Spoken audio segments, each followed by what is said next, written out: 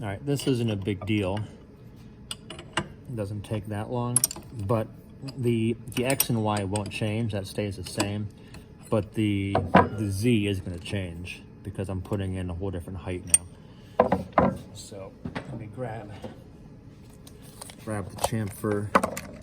chamfer bit. That's this one right here. I will put that up into the end mill, or up into the collet. And this doesn't need to be actually, it's not going down that deep, so I can put it up there pretty tight. But again, I'm not going to put it all the way up there. You don't ever do that. Kind of give us some extra room. Put that around. Tighten it pretty tight. Not too tight, but pretty tight. Okay. And I'm going to get the block back out.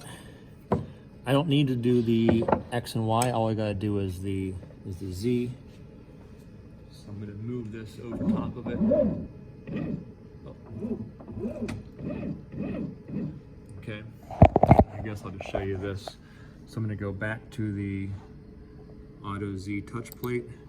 Now I don't want to mess with the X and Y. I already set that up. I just want to do the Z, which is just the middle button here. Put your hand on the Z, on the E stop. Make sure it doesn't keep on going. Good. Usually it does stop when it hits that, but not always. I've had it actually go into this plate. This is on a spring, so it won't damage it, but if you don't catch it quick enough, then you will damage it. Okay, good. Clear off the table. It's still the same thing. I'll close this out. If I go to my XY work 0, it still goes down to that location. That's still where, that doesn't change, which is great. It's still lined up exactly over that area, and I changed the X. Okay, so now we are good to go and cut off this chamfer. To do this, you need to get eye protection on, get ear protection on, and if you're cutting up a whole lot, you would raise up the spindle, and where is it? You would grab this thing, and you'll just put this over top and let it snap on. And that'll help collect all the dust. This still goes to the dust collector right here. But for the video, I want to show you actually cutting. And plus the chamfer doesn't really make that much dust to begin with because it's not really a big cut, so I'm just going to keep it open like this. All right. Don't forget to kind of keep this up over the top or until I get this fixed. Don't let it interfere with here because there is metal in here that'll trigger that. Okay.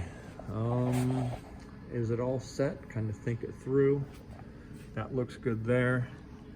You can always go back, do a final simulation, double check that this is accurate, because whatever this thing does, that's what it's going to do in real life. It's going to cut middle, left, the outline, and then the right side, and then it's going to do this one groove just along the ring here. It's going to do that second. That's it.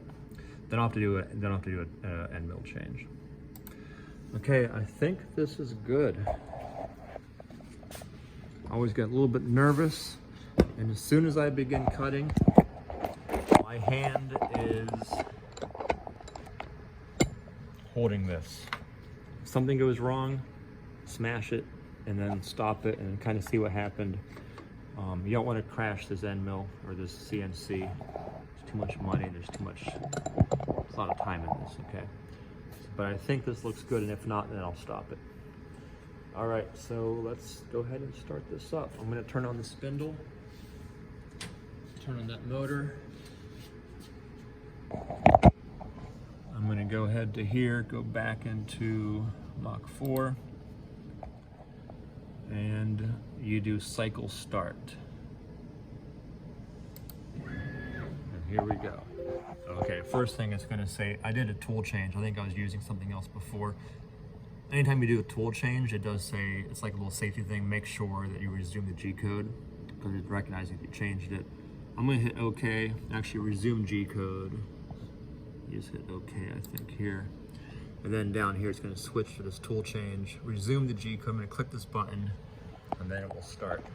All right, clicking it right now. I'm going to turn on the vacuum too.